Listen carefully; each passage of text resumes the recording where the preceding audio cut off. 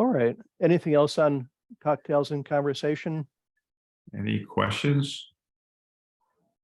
Just tune in and it's BYO. You have to, we do not supply whatever you want to drink. All right, I'll go to the next slide.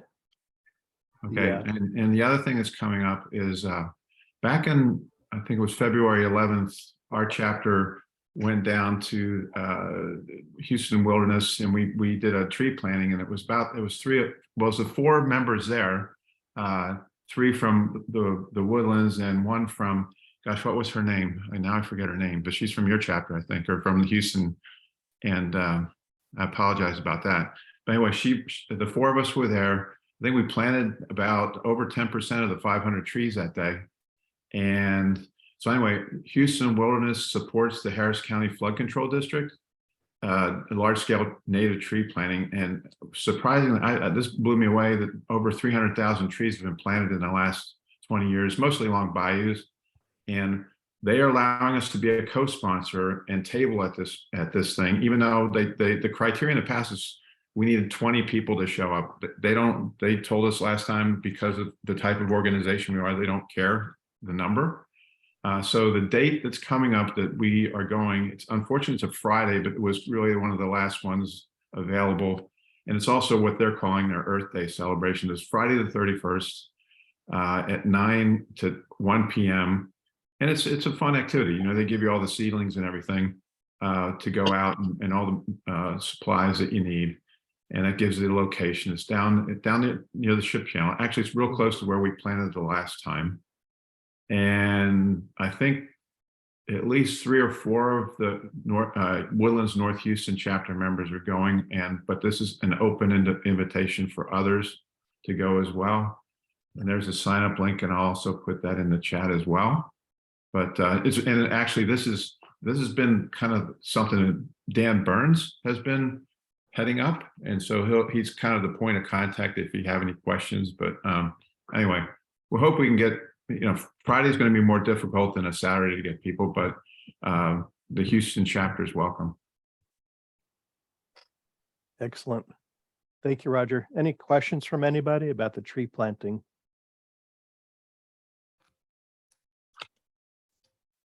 Okay, we're going to go into our guest speaker, and followed by Hallie. And I'm going to stop sharing.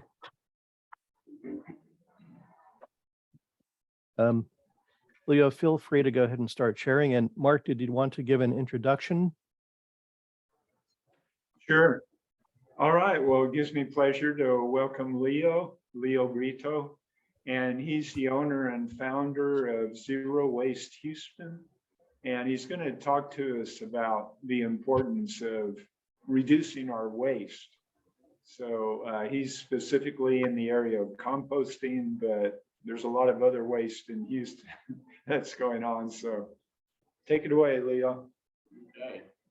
Can y'all see me okay? I'm gonna turn one back on. We can see the slide, yes. Oh, okay. Okay, I understand. Okay, great.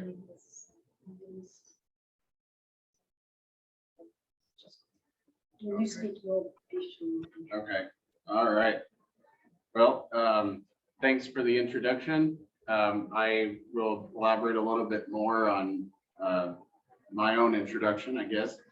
My name is Leo Brito, and I'm the owner of Zero Waste Houston, Zero Waste the Woodlands, and Woodlands Escapes, all family-owned businesses located in the Woodlands, Texas. A little bit about my background. I am a gardener, an environmental activist, a Texas master naturalist in the making. Actually, we'll get the quote, end quote certification in June. A true zero waste advisor, a master composter, and I graduated with a bachelor's degree in communication study from Bellevue University in Bellevue, Nebraska. I am also originally from Caracas, Venezuela, and moved to the United States when I was 13 years old. For those of you who know how hard it is to acquire a permanent resident visa for the US, my family and I were lucky enough to win the visa lottery that the US used to do. So I'm very grateful and humbled to be here today. Before I dive into Zero Waste Houston, I must tell you how it all started. During my junior year in college, and with a baby on the way at the time, the first out of 3, I decided to start my own landscaping company called Woodlands Escapes. I did this to make extra income for the foreseen expenses a child brings into your life. Although I did not originally start the business with a 100% organic or native plant mentality in mind, I did make that transition relatively quickly after acquiring my pesticide commercial applicator license with the Texas Department of Agriculture. You would think that after being licensed to spray dangerous chemicals, that I would start looking for jobs that would pay me for spraying more toxic chemicals. But that was not the case with me. I realized how extremely detrimental chemicals are for our soil and the environment, including myself. So after the transition, we now have been providing landscaping services focused on organic, green, native practices and zero waste practices. A huge part of running an organic landscaping company is that you apply a lot of organic material in the soil, like compost and organic native mulch. So once I saw how incredibly beneficial compost was, I decided I wanted to make my own compost. Therefore, we made the transition to add food waste and compostables pickup services with the addition of Zero Waste the Woodlands. So it all started with Zero Waste the Woodlands. Zero Waste the Woodlands began servicing its first curbside residential customers on January 1st, 2019. Since then, not only was Zero Waste Houston born, but the residential customer base has grown to almost 1,000 members throughout the Houston and the Woodlands area, and includes curbside, events, hosted self-service locations, commercial and institutional-based facilities, such as University of Houston, Post Houston, the Woodlands Waterway Arts Festival, the Children's Museum of the Woodlands, the Houston Zoo, and between many others. As a note, the Woodlands Waterway Arts Festival actually reached zero waste status last year. We diverted 98.6% of all discards that were going to the landfill or were considered to be trash. So at the time of starting Zero Waste Houston, I was not aware that I was fulfilling a circular economy. Basically, one business collects the carbon material, branches, leaves, clippings, and the other business collects essentially the nitrogen or the food waste, both of which are essential to the composting process and also essential to life. Not only do we collect the resources necessary to make compost, but we also turn around and sell the compost back to our customers and the public. Beyond returning the compost or mulch, we can create nature beautification projects like pollinator gardens, edible gardens, landscaping, and the ongoing maintenance that land management requires. Majority of the organic products we use also come from Nature's Way Resources, which is an organic-based business in the Woodlands that sells compost and processes the feedstock. And I'm sure you guys are familiar with it. But when we make our own compost, we don't have to buy it, but rather we get paid to pick up the materials and then utilize it in our own projects. Other than offering food waste pickup for the Houston and the Woodlands area, we also offer other zero waste services that help individuals and organizations achieve their sustainability goals. We do zero waste audits and help organizations achieve zero waste status by certification through the US Green Business. In other words, we make a data analysis and a logistical plan to identify environmentally friendly solutions to reduce waste in exchange for compostables. So in the simplest of terms, we help them stop buying the stuff that produces waste and potentially substitute it for a compostable option that doesn't have to go to the landfill. We have pledged to reducing the burden on landfills, reducing greenhouse gases, regenerating our soil, heightening awareness of individuals, of families' ability to create less waste, and promoting awareness to the next generation.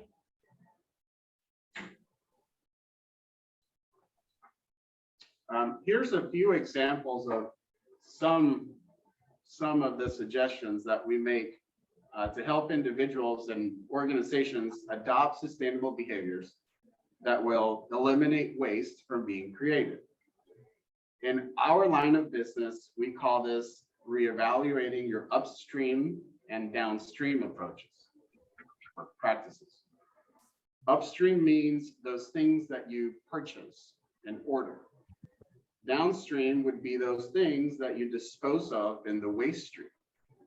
So ideally, we educate people on how to make a plan about the things that they buy, with the ultimate goal in mind that everything is going to go downstream, potentially to the landfill. An example of that would be like going from plastic cutlery to compostable ones. At home, for instance, we have transitioned from buying plastic toothbrushes to bamboo toothbrushes, which are compostable. Also, we stopped buying any soap or shampoo that comes in a plastic container. And we are now buying shampoo bars and soap bars that you can buy instead of the plastic package ones. For every item that you buy that comes in plastic package, there is another option that comes with a compostable or reusable packaging option. So in the picture, you can tell I put the toothbrush and the bamboo toothbrush. I also added a picture of some jars you can always get to keep at home instead of throwing them out or even recycling them. A compostable cup, which is totally biodegradable, and some of the cool soaps and soap bars that I guess they're seeing nowadays. On the same idea of changing a traditional way of doing things, it does not just stop at basic things like cutlery and soap, but we must consider everything that we are buying, which is ending up as a contaminant. Now, remember, just because it goes to the landfill, it does not mean that it is a contaminant. Other ways that we help organizations reach their sustainability goals include switching from synthetic toxic fertilizers to organic fertilizers. However, organic fertilizers also do come in plastic bags.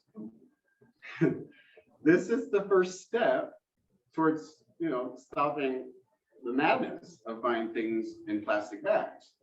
But further down the road, once you have made a transition and you have a well-tuned zero waste system, or at least a pathway to zero waste, you can start making your own fertilizer or skip directly to buying compost in bulk.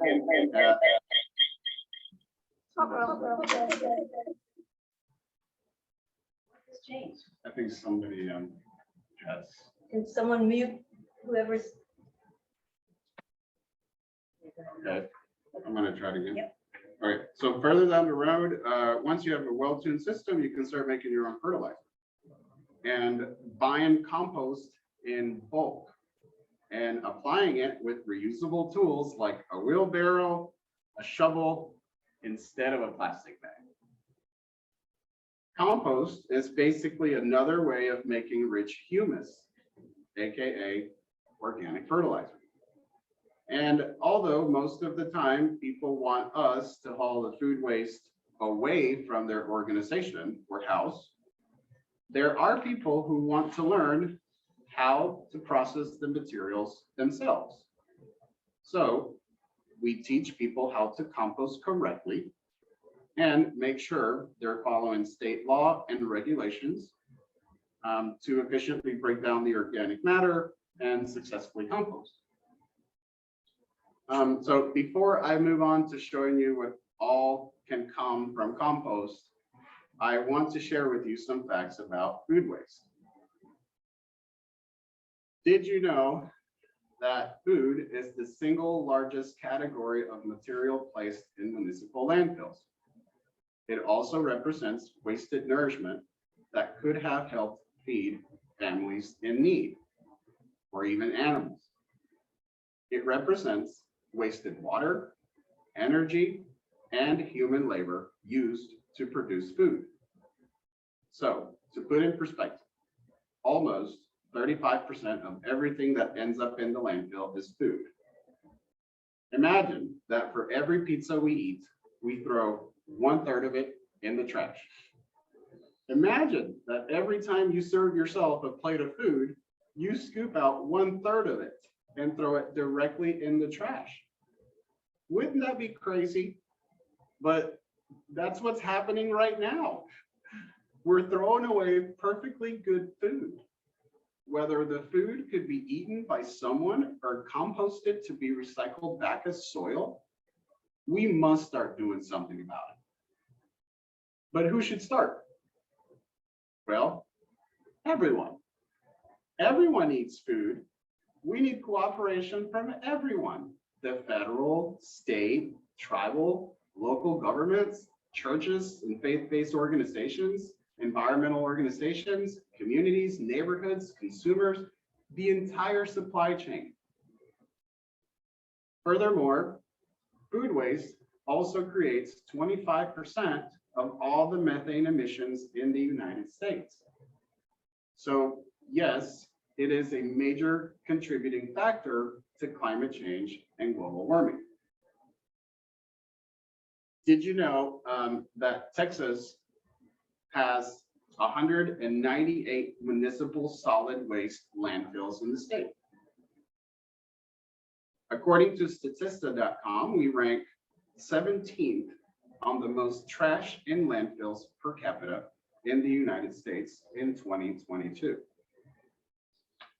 So we're not technically the worst, but do we want to be the worst before we start doing something about it? Now, to put things into scale, on average, Texans throw away 7 pounds of trash per person per day. The national average is 4.9 pounds of trash per person per day. The world average is 1.5 pounds of trash per person per day. And this is considering that the high numbers of developed countries also contribute to the world's average trash per capita. So underdeveloped countries are almost minimal in regards to how much waste they're creating. Here's the chart that I shared, and I think it might give us a good visual of the things that are being created as waste that end up in the landfill. So this is as 2018. In the United States, in 2018, there were 292.4 million tons of municipal solid waste landfill. I want to focus on certain categories.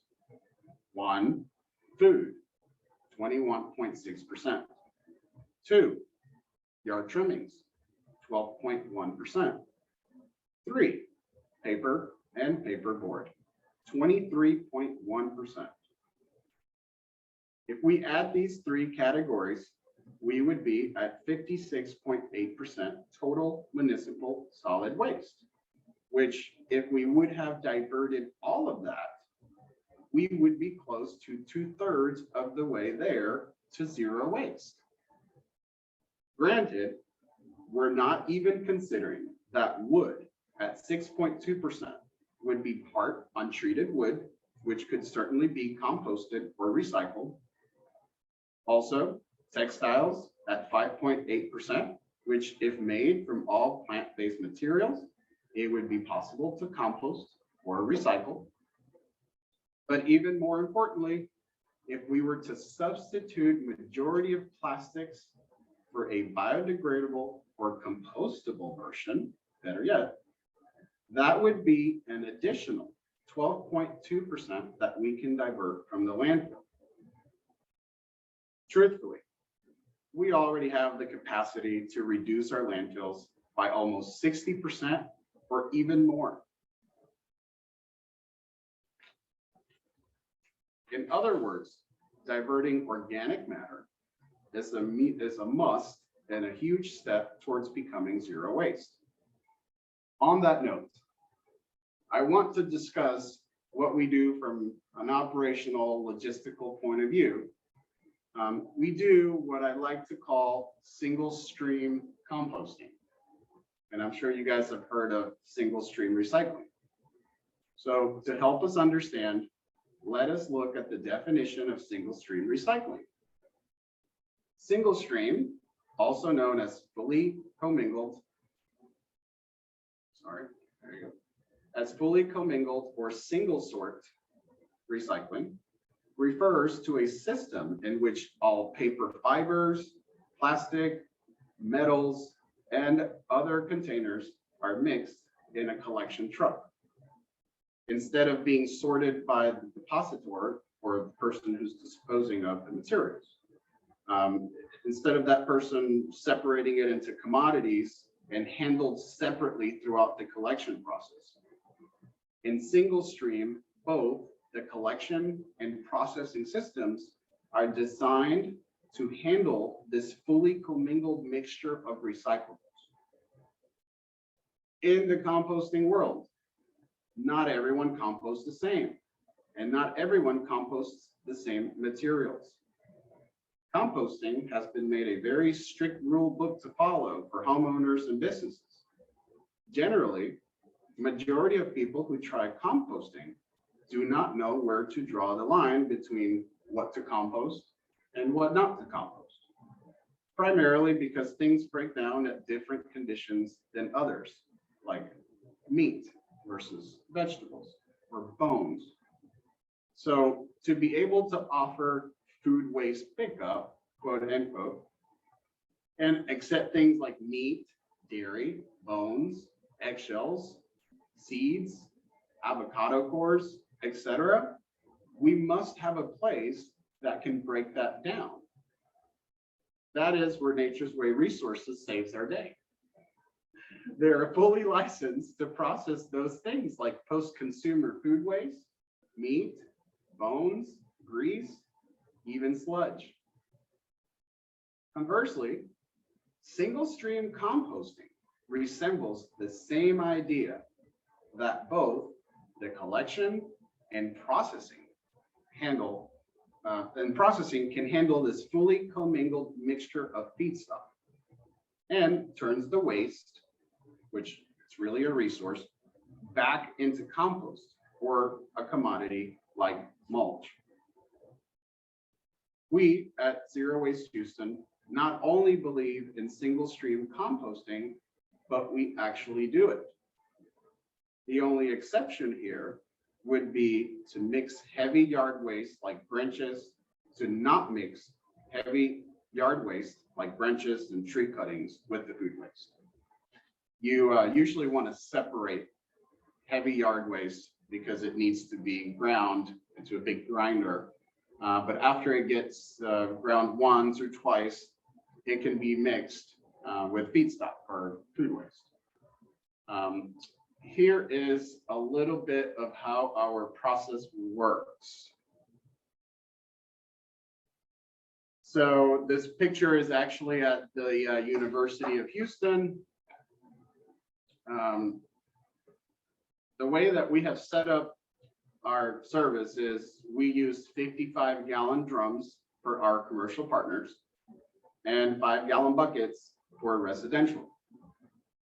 We really maximize the amount of food waste that we pick up every route, making it logistically efficient to maximize performance and ultimately the amount of food waste that we can haul at one time. In this picture, we are at almost 100% capacity. Did you know that the University of Houston is considered to be the largest restaurant in North America? On average, they service 13,000 students on a daily basis. So they produce a lot of food waste.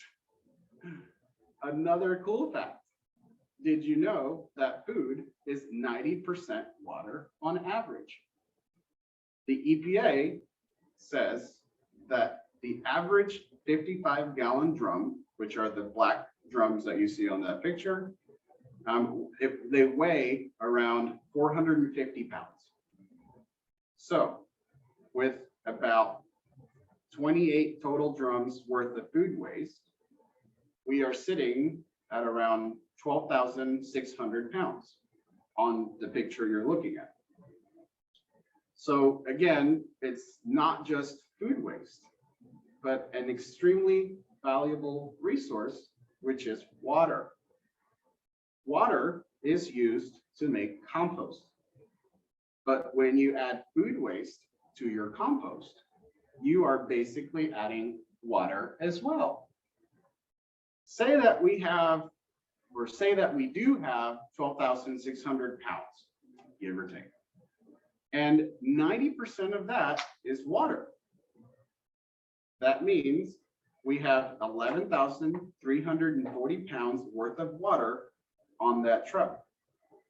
If a gallon of water weighs 8.34 pounds on average, well, no, it weighs 3.5. So therefore, we are hauling right around 1,360 gallons of water, possibly.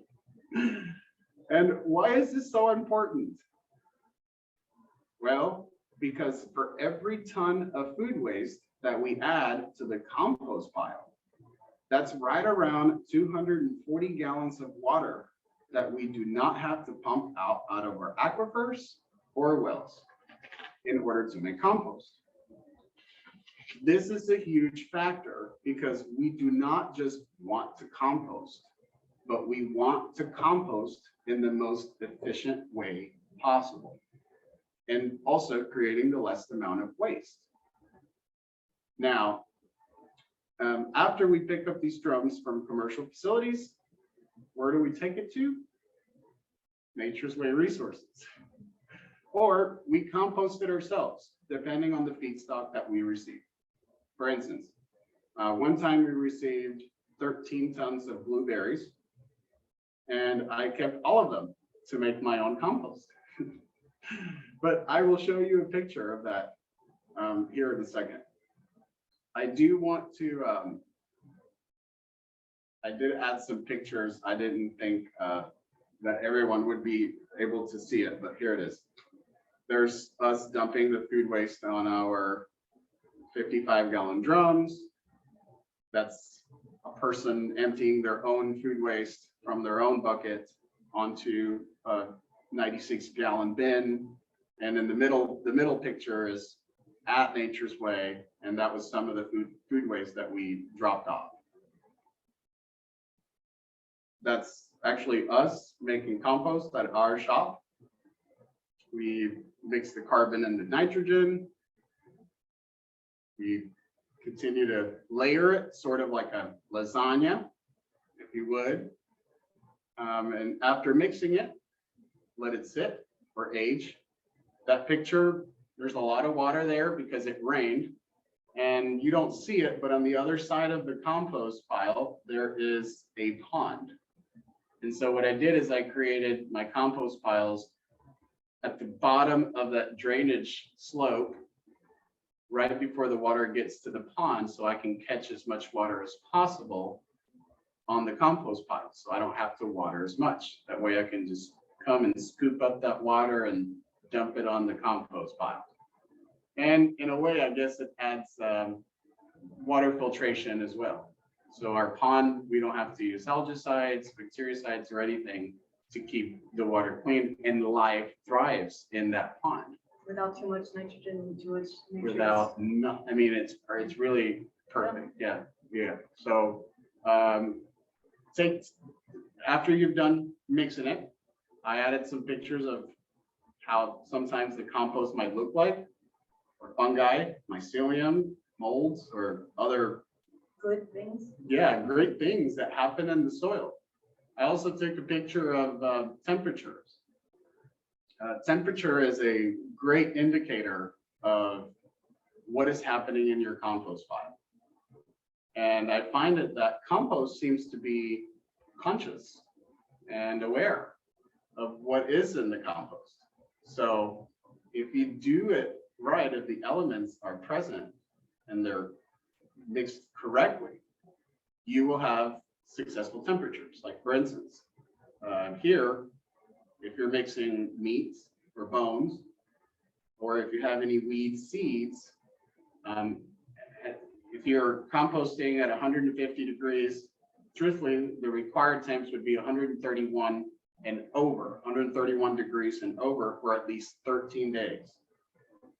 But you can, by measuring your temperature or taking the temperature of your compost, you can tell if you are successfully breaking things down and or possibly not killing the beneficial life that takes home in your compost. So once finished, get to work. What can you do with compost?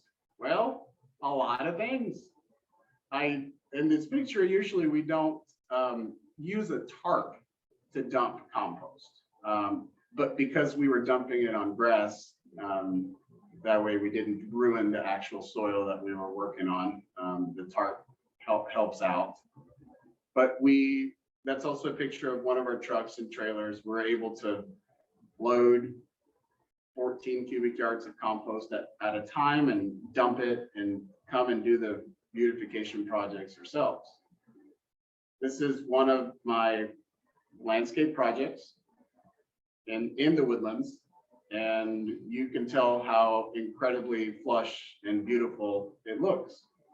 No synthetic fertilizers needed, no herbicides, no fungicides, no insecticides. Here's a pollinator garden. Well, half and half, I guess. In the woodlands as well. And the benefits of compost, I'm just going to read through it real quick. It reduces the impact of food waste, reduces methane emissions, reduces and in some cases eliminates the need for chemical fertilizers, promotes higher yields in agricultural crops, can help aid reforestation, wetlands restoration, and habitat revitalization efforts by improving contaminated, compacted, and marginal soils, which we have a lot of here in Houston. Can be used to remediate soils contaminated by hazardous waste in a cost-effective manner. Can provide cost savings over conventional soil, water, and air pollution remediation technologies. Enhances water retention in soils, provides carbon sequestration, etc.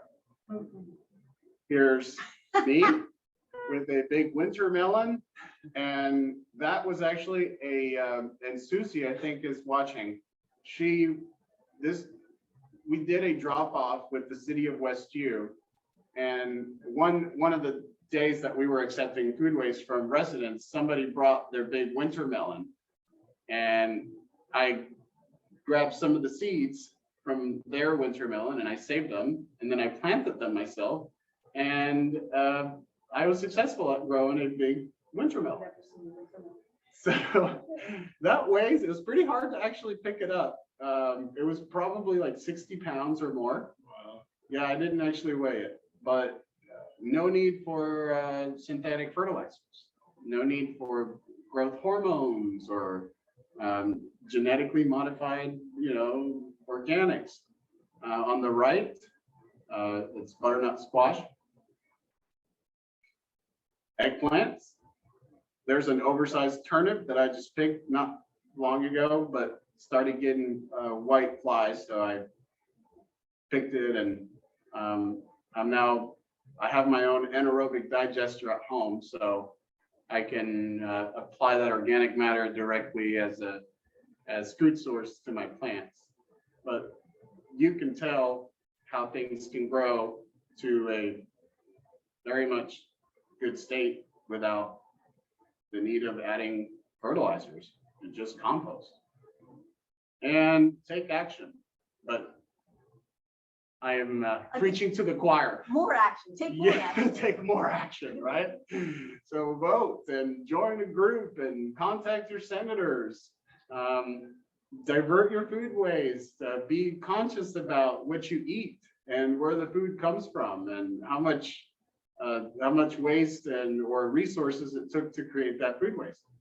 And I like to end it with one thing, that 99% of all materials throughput in our economy go to waste 3 to 6 months after production.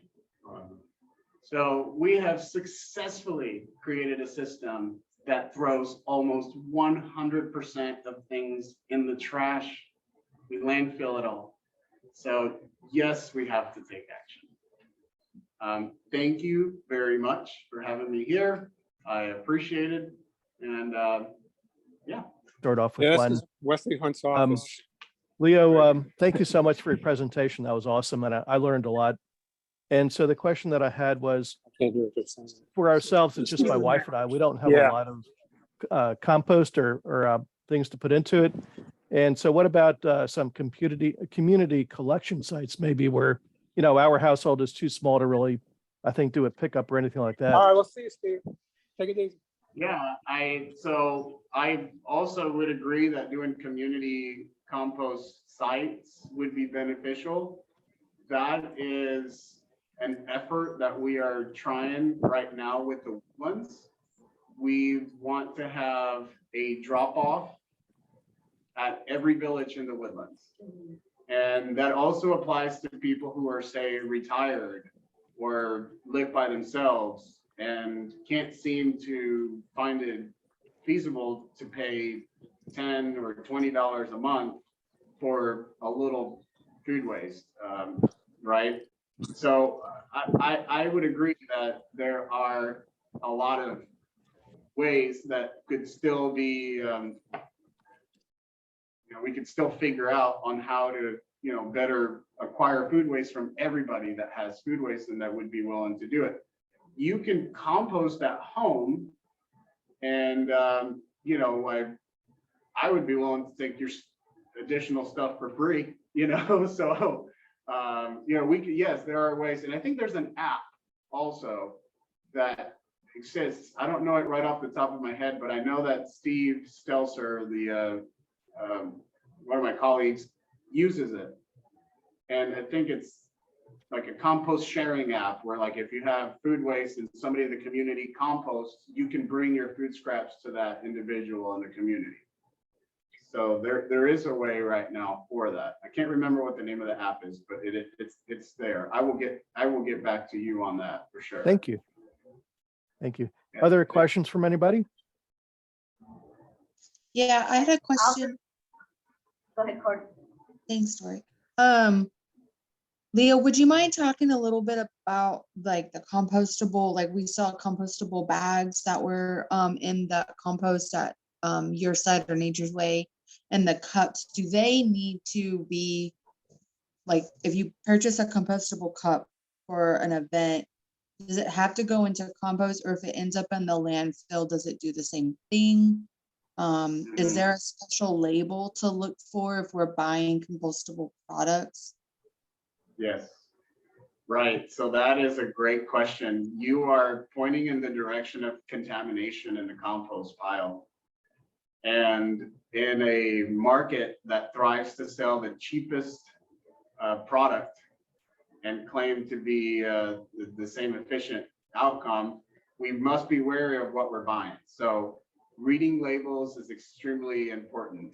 So to answer that question, no, compostables will not break down in the same manner in the landfill as they would in the compost pile.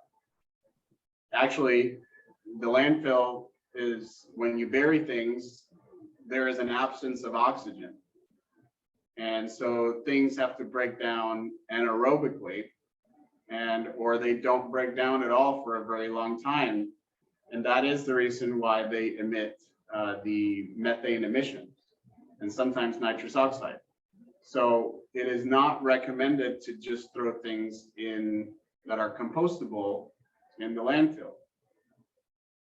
True licensed facilities, composting facilities like Nature's Way Resources can accept actual compostable packaging. And the label to read, or I guess look out for, would be BPI certified compostable packaging. Those bags that you saw on the video are 100% compostable. We have had issues, and it's really easy to spot where instead of being compostable bags, they're actually biodegradable, which are no good for the compost pile because they still break down at their own rate, like glass or plastic. So I hope that answers your question. Shows how challenging it is to get clean Yep. stock. I see, Jim, you have your hand raised. Why don't you go ahead next? Okay, Buenos thank you for the presentation. One question I have follows on from Court's question. The green striped cups and the plastic flatware, the forks and stuff that you run into occasionally that are marked compostable. I haven't had any problem with those breaking down.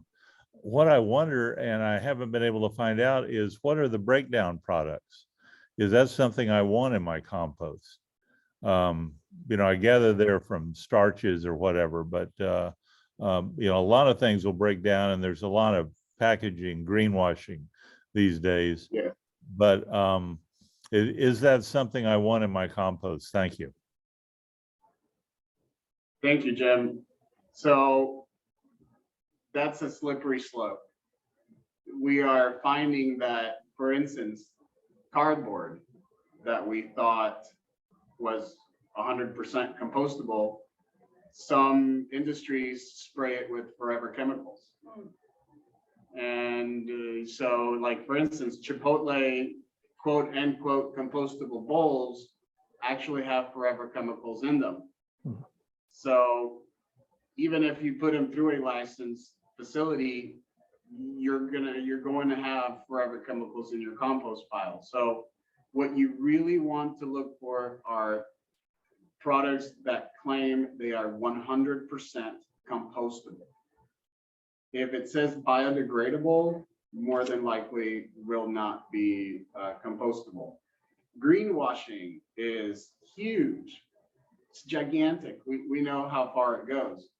So and that is also, that brings up the topic of reusable. Do we have to buy products that end up in the compost pile? Or can we substitute the packaging or cutlery for a reusable version that ultimately does not have to be composted? So that would be the ultimate solution, would be to basically carry your own fork and knife and spoon when you do go out to eat, and possibly your own cup or bowl. I guess we're not there culturally yet, where you can show up to like a Cava or Chipotle and say, hey, I brought my bowl. Can you put your, the items in my bowl?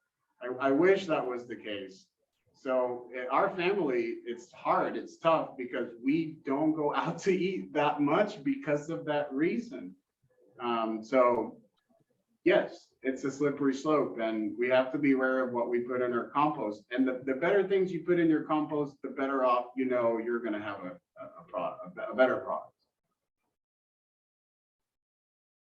Jimmy, you had a follow-up question? Dory, are there any questions in the room there? I want to thank Leo, and I want to just I'm so grateful you've started the business. My husband's like, you should start so next thing is when you're landscaping, all electric powered, your electric truck, everything's solar powered. So we'll get there. But I love what you're doing and how challenging it is. And I guess I don't have a question. Okay. Appreciation. Thank All you. right. Hey, Leo would like to take a group photo with you before you leave us, if that's okay. Yeah. All right. And I don't know everybody why on the it's call, if you wouldn't mind turning on your cameras, then we'll get a nice group photo. There we go. There you're in the photo. Couple more, if you can turn your cameras on. All right. 1, 2, 3. Let me make sure that came out okay. Yep. Okay. That's a very nice one. All right. Thank you again so much, Leo. Really appreciate it. Wonderful Thank you. presentation. I appreciate it. And I'm glad it's Houston-wide too now. All right. So next up, we're going to have Haley giving her demo of the new climate application called Climate Action Now. Haley, if you'd like to share your screen, and looking forward to seeing that. Yes, good morning, everyone. Let me just, how much time do I have, by the way? 10 minutes, maybe? Perfect. Yeah, it won't take long. I do have a little video to show you guys. This is just kind of like an introduction from the Climate Action Now website.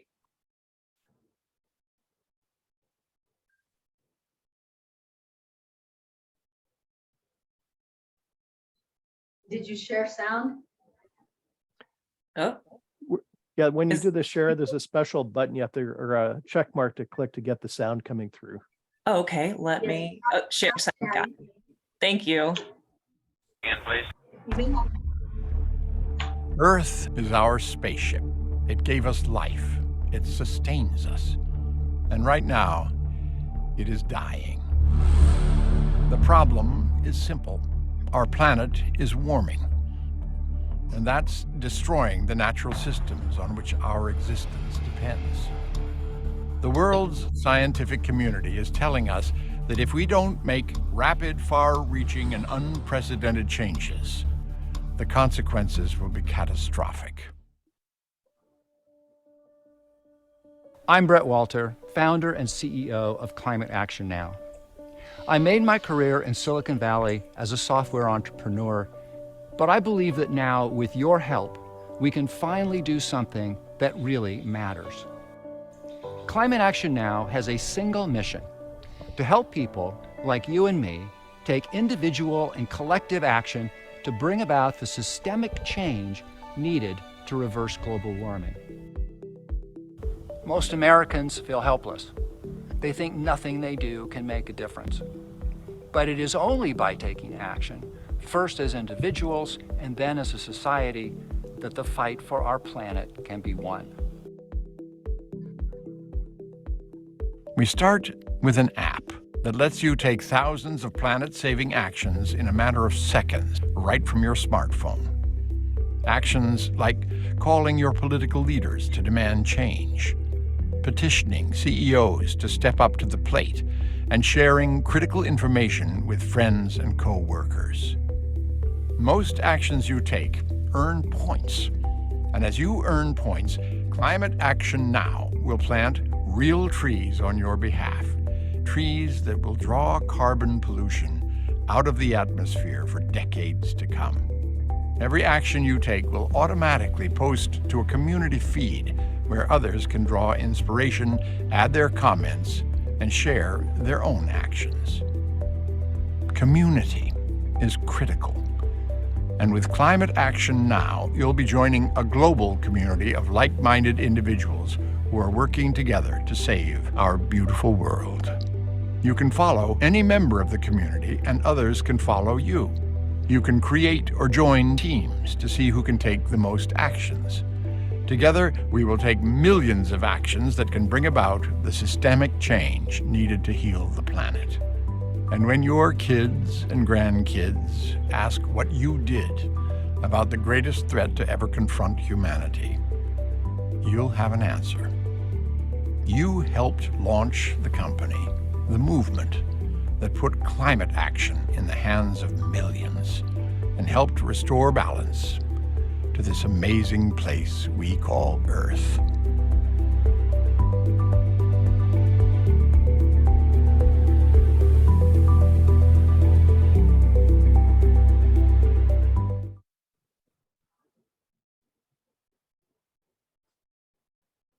All right, there we go. So that was just a quick introduction. Let me grab my slides. Oh. There we go. Sorry about that. Okay.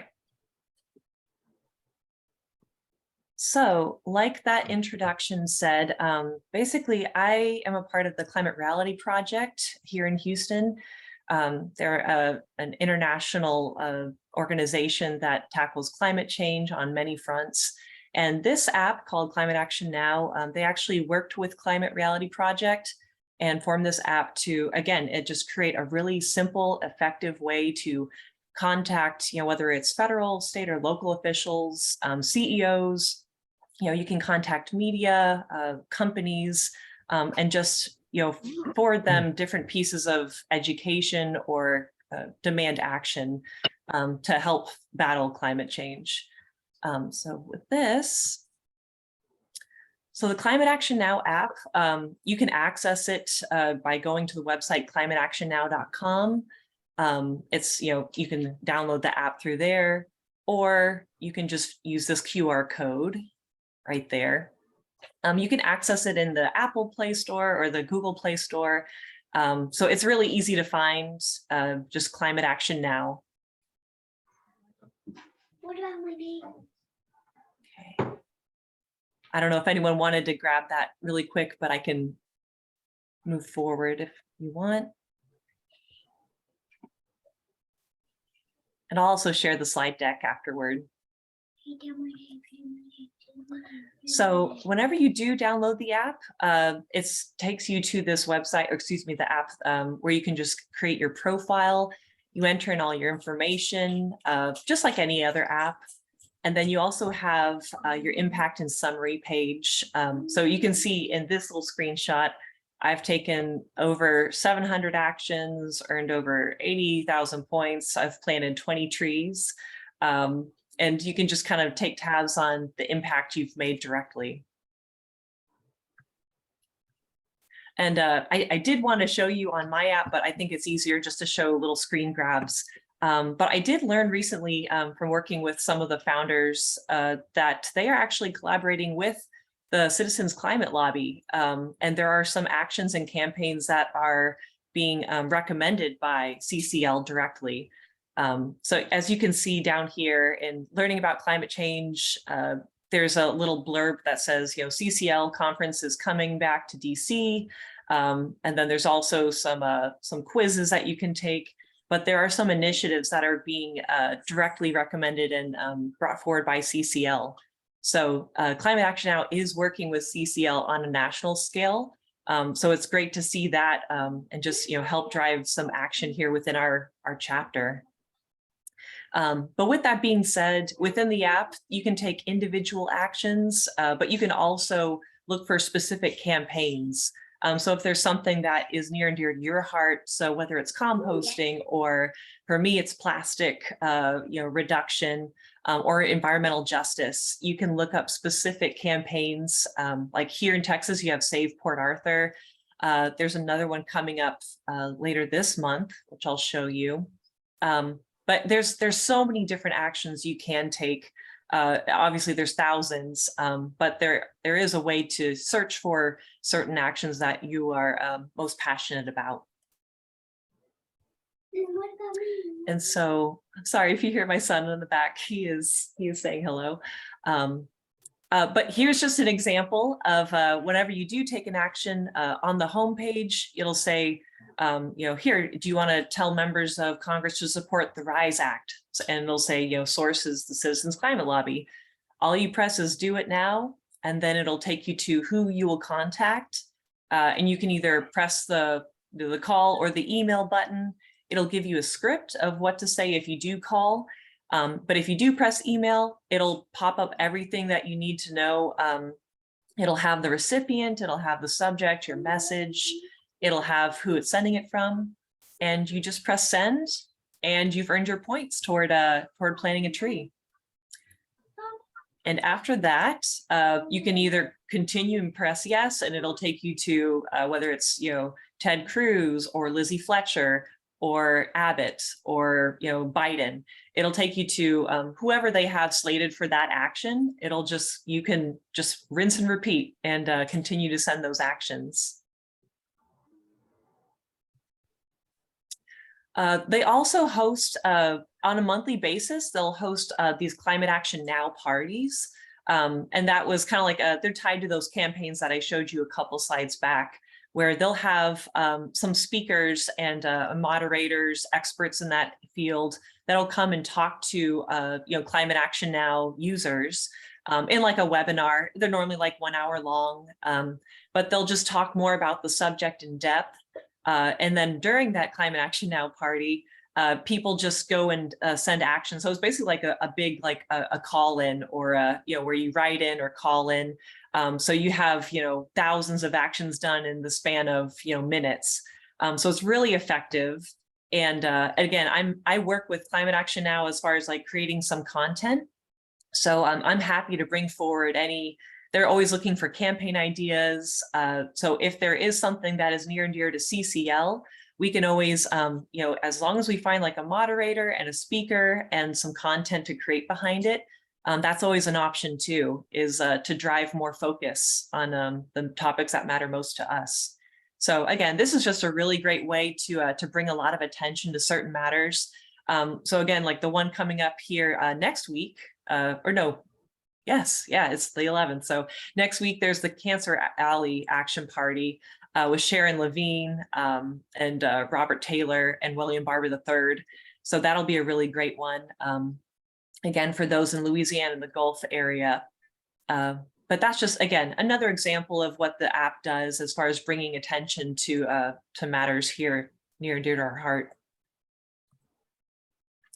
And then this was kind of mentioned in the little intro, but the money that goes into the app is used to plant trees through their nonprofit partner, Eden Reforestation Project.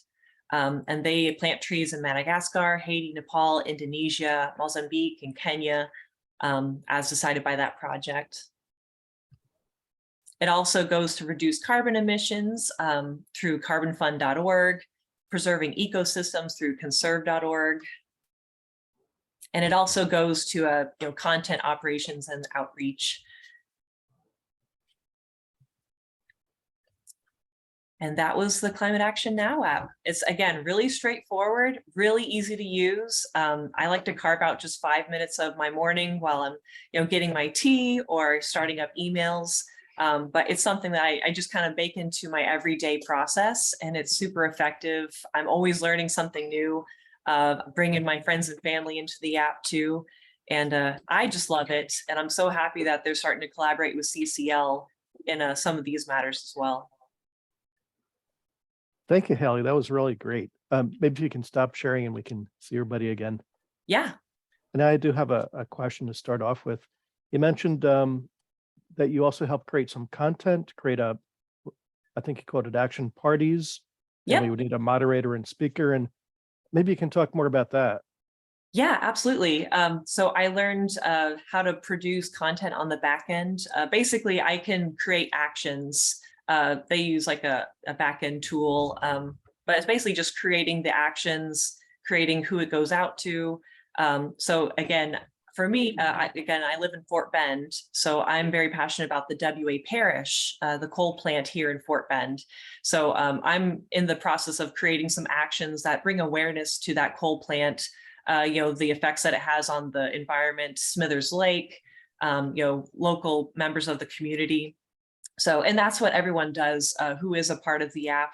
They bring forth, actions that are not only nationwide areas of concern, but also near and dear to like their local community. So whether Houston, Gulf, Fort Bend, that's my goal as well.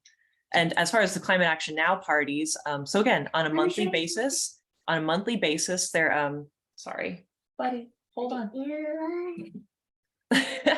On a monthly basis, they bring forth, again, members. Sorry. I love being a mom. I know, buddy, hold on. Hey. They bring forth, speakers who are experts in that area, who can speak more to, like, again, Cancer Alley and Sharon Levine. She's with Rise St. James, and she's been an advocate who is fighting back, the Formosa plant and, all the petrochemical industry living in Cancer Alley.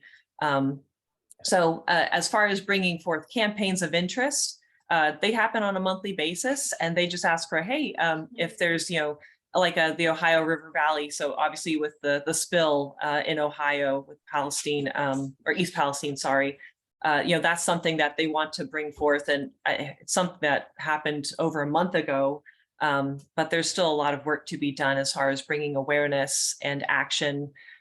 So there's nothing more than just having hundreds of angry citizens that are coming forth demanding change and demanding better. So that's what those parties are for, is just basically like a big call-in. And whether it's calling or emailing or just using the app in general, it's driving change. I have one idea for that. And John Glover, I'm going to volunteer you here. Haley, do you know if there have been any action parties that have done, for example, an En-ROADS presentation? That might be a very interesting topic to have. No, but I did see, are you talking about that, where it's like you can input, like if we reduced this by this much, and it shows you kind of like the scale of like how we would be doing as far as like reaching net zero or drawdown. Yes. Yeah. So I saw that in, I believe it was the Houston Climate Movement.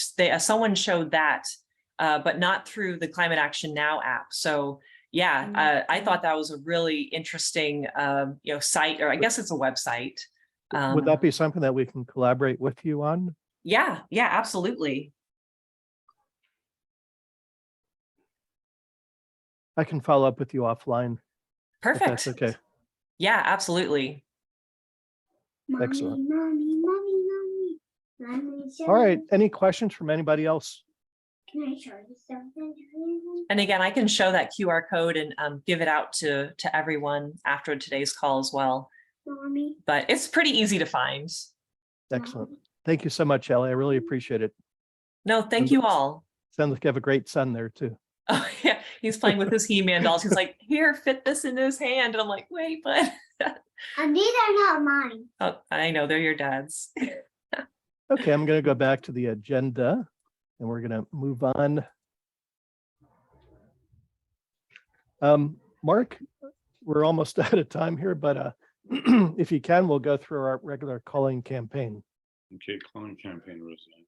Okay, well, Why not? everybody, if you have a phone, there's the link that you use to bring up the Washington phone number for your representative and 2 senators. And it also gives you a specific theme to talk about in your call. I mean, it's okay if you just want to say something general like, hey, support any legislation that has to do with climate. But depending on the party of your senator or representative, they do have different suggested themes that you use. So there are the 2 local numbers for the senators down at the bottom there. And those are usually less full in terms of voicemail being full than the Washington numbers. I also, on the next slide, Joe, I added the local numbers for the representatives in the Houston area. Oh, great. So if everybody wants to take a few minutes and call your rep and senators, and if you go to that CCL link, there's a script on what the theme is. And I can give a demonstration. Yeah, why don't you go ahead, Mark? Thank you.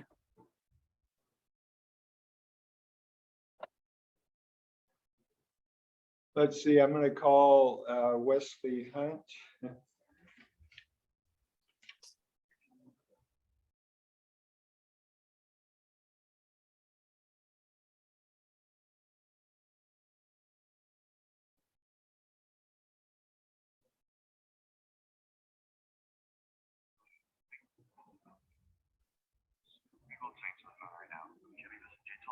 they'll be able to get back to you as soon as possible. Thank you.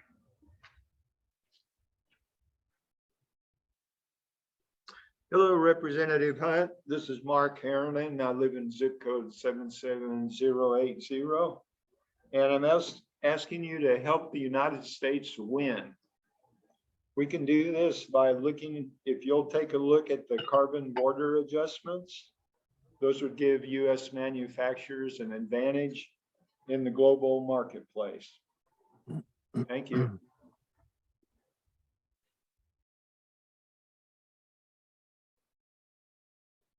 All right. I'm going to put us on mute here so that we can make calls if you want, and this is just about. Yep. So we'll pause here for about 5 minutes so folks can start making your calls.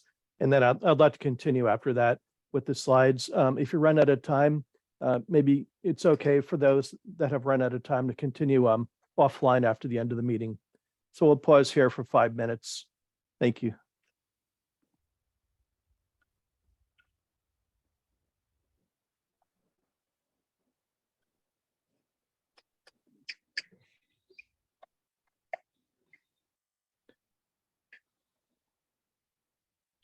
Okay, I'm going to continue on now. And if you haven't had time to finish, please just go ahead and finish that after the meeting. We'll continue with the remainder of the slides here. On this slide here, this is just a reminder that immediately after this meeting, that's at noontime in Houston, we always have our CCL national speakers. And the speaker for today is Reverend Mitch Hescox from the Evangelical Environmental Network. And he's going to be talking on his subject about the Evangelical Environmental Network. And I think that sounds like it'll be a very interesting presentation for those that might be interested in that. A reminder here that we're always looking for more of our volunteers to join our lobbying teams. We always have a need for lobbying. And so if you do have an interest there, Judith Hyatt would be the contact for that. A reminder that we're going to be going up to Austin, traveling to Austin, March 27th and 28th to lobby in the state capitol there. And the link is there for registering, and Susan Adams will have more details on that. Also coming up in April, we're getting close to another Earth Day. We participate every year, and so we'll be participating again. This one is Saturday, April 22nd, noon to 5 p.m. We'll have a tabling event there with a nice table, which costs a lot of money for the tent, but we'll be there, and we hope that everybody will join us there as well. And then coming up this summer, we have another CCL Lobby Day event in Washington, D.C. for in-person meetings, June 10th through 13th. The registration link is there for this one. And this was something very interesting for those that periodically log in to the CCL community webpage. There's all kinds of news there. And so there was a Senate Budget Committee hearing on February 17th about climate. An extremely interesting video. We're really short on time, but I do want to play that video because if you haven't seen it, I think you might really enjoy this. So it's only a 2-minute video, and I'm going to start it.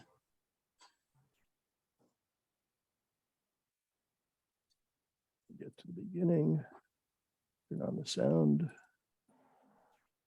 I want this to be your surprise favorite committee. Thanks, Mr. Chairman. It's a hearing worth having for sure. So we all sort of agree on the problem. Climate change is real. It's affecting quality of life on the planet over time. We all agree with that. I acknowledge that a changing climate is a historic and scientific fact. I also recognize that most scientists agree man-made emissions contribute to climate change. I have no question about the impact of climate change. It's going to be significant, devastating in some areas more than others. All of the research and analysis on this subject agrees that the sooner we act to reduce emissions, the lower will be the expected costs and risks we incur. In addition, a rapid transition to a low-carbon economy will likely actually result in substantial investment and increased economic growth. Number one, first of all, I think there are huge economic opportunities and job opportunities in going forward. Underinvesting in resilience upfront leads to much greater costs down the road. We are willing to spend a lot of money on climate change, but only in this sense, we spend in response to emergencies.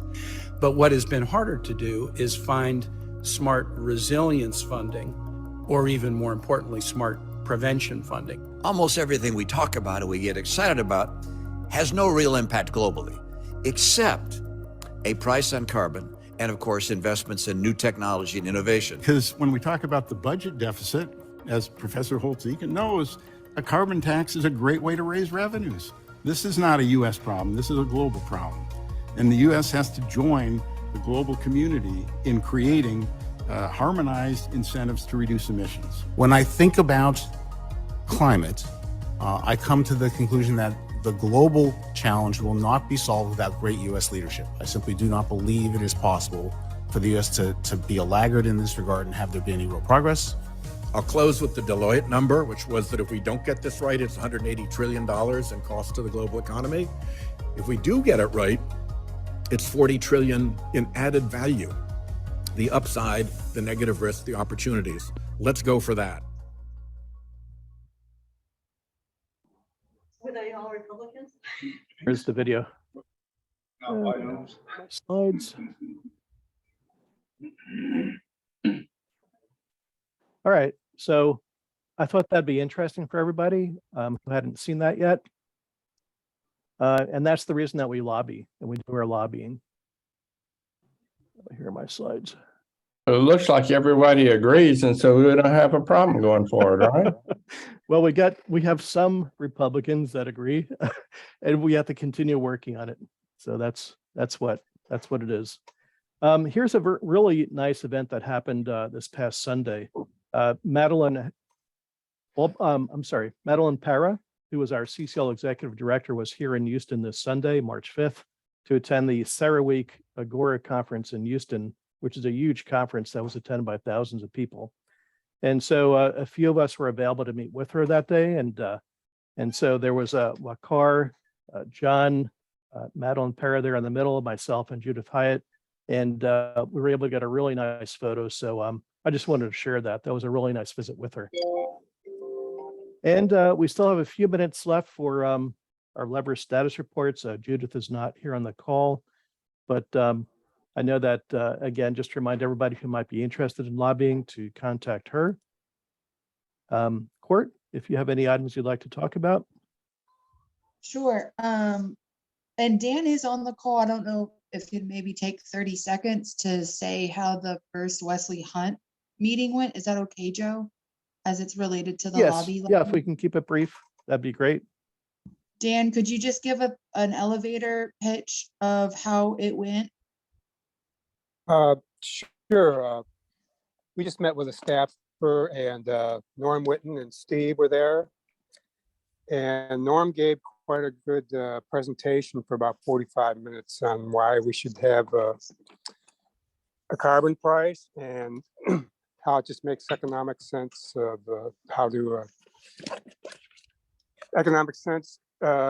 having renewable energy as opposed to subsidizing petroleum products.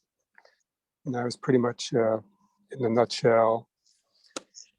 And he pointed out all the costs and associated with it and how much we're actually spending when we include the pollution, the carbon pollution that we're experiencing right now.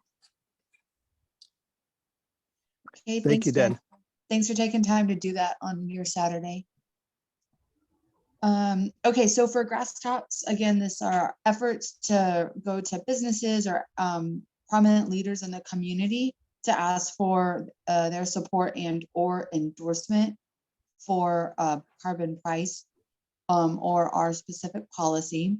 And so there is an ongoing initiative to get prominent academic professors, for example, in climate or in sciences, earth sciences, to endorse a price on carbon, which would be followed by a publishing in a local newspaper such as the Houston Chronicle.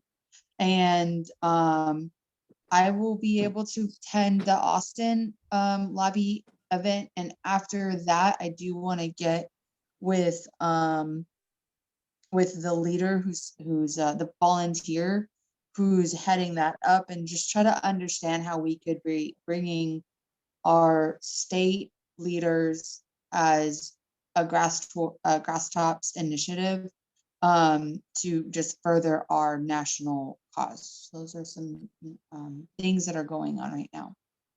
Thank you. Thank you, Court. Mark? Oh, thank you. Yeah, just quickly, I know we're at the end of our time. We do have a presentation we're working on for April 3rd. Thanks to Dory, we were contacted by Bay Area Amnesty International chapter to do this presentation. We're going to focus on environmental justice. And secondly, our small committee is dividing up the districts where we don't have a lobby leader, and each of us are looking for either tabling or presentation opportunities in those districts. So hopefully we can bring on board somebody from that district and possibly encourage them to do some lobbying. That's it. That's a great idea. So get more people join that lever group so you can get more tabling now. Thank you, Mark. And the media team, myself, I'll try to be quick. We did send out our monthly newsletter on Monday of this week. I hope that everybody saw that in your inbox and that you had a chance to look through it. And then we also do a lot on social media.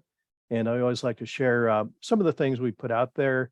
On the left, that's the video that we just watched. We put that out on social media. And I'm going to skip through quickly. Let's see. Lots of interesting things here. The one on the right here, for people that don't really keep up with the news. So this says coal and natural gas give way as renewable power generation grows in Texas. Texas will add more utility scale solar power this year than any other state. So I thought that was really interesting. On the right again here, the future of low carbon transportation. Hertz places massive order of 175,000 electric vehicles with GM. Interesting stuff going on. The left and the right, more use of electric and other mechanisms to reduce carbons in airplanes there. We have electric buses.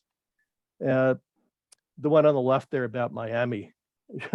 Should we start preparing for the evacuation of Miami? Miami is drowning due to sea level rise caused by climate change. And then the one on the right, when our Congress people do things that are good for us, we always like to thank them. And so we sent out a thank you on social media for Lizzie Fletcher there for supporting and actually endorsing the RISE Act. And a couple more I'm going to skip through real quick. And Dory, chapter She development. didn't just endorse it, she introduced it. Correct. Thank you. Yeah, it was a copy of what they'd done in the Senate, so so it's sort of like just an endorsement, but still.